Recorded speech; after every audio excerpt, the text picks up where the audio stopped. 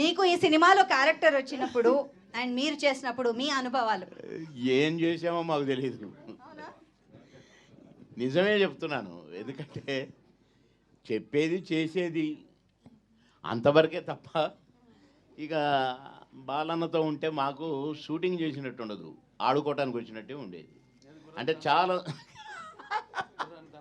అన్నయ్య అదొకటే మీరు రివీల్ చేశారు, మిగతా రివీల్ చేయలేదు. ఆ సినిమాలో బాలన్న నేను ఒకటే గెస్ట్ హౌస్లో ఉండేది. ఇక ఆ గోల గురించి చెప్తే ఇప్పుడు ఇదంతా మర్చిపోతారు మీరు, కనుక ఇప్పుడు చెప్పను. చెప్పాల్సి వచ్చినప్పుడు చెప్తాను. మీరు అడిగిన దానికి అసలు ఈ సినిమా గురించి చెప్పాలంటే బాలన్న 2 క్యారెక్టర్స్లో అసలు అది వర్ణనాతీతం. అంటే బ్లడ్ దానికి నా దేవుడు, నా ఎన్టీ రామారావు గారి దేవుడు, ఇక మా నాన్న మా అమ్మ అన్నగారి అభిమానులు, అక్కడి నుంచి నేను అభిమాని చిన్నప్పటి నుంచి. ఆ బ్లడ్ ఈ బ్లడ్ అమ్మో. ఆ ఫైట్స్ చేసేటప్పుడు కన్నా మీరు చూస్తే, ఆ గుర్రాలు నడిపేటప్పుడు మీరు చూస్తే అసలు చాలా విచిత్రాలు అనుకోండి అవన్నీ.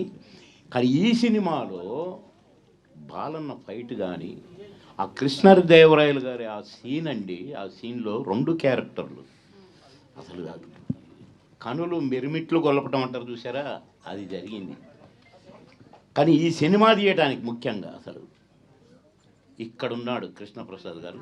ఆ కృష్ణాని ఎందుకు పెట్టారో కానీ ఈ శ్రీకృష్ణలాగా అసలు ధైర్యానికి మెచ్చుకోవాలి. ఫస్ట్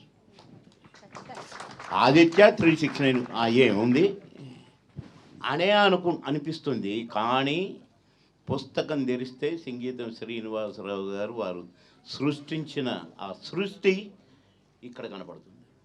ఆయన ఎప్పుడు ఆయన ఏదన్నా అనుకుంటే దాన్ని నెమరు వేసుకుంటూ అసలు ఈ సినిమా గురించి 1 కాదు 2 కాదండి.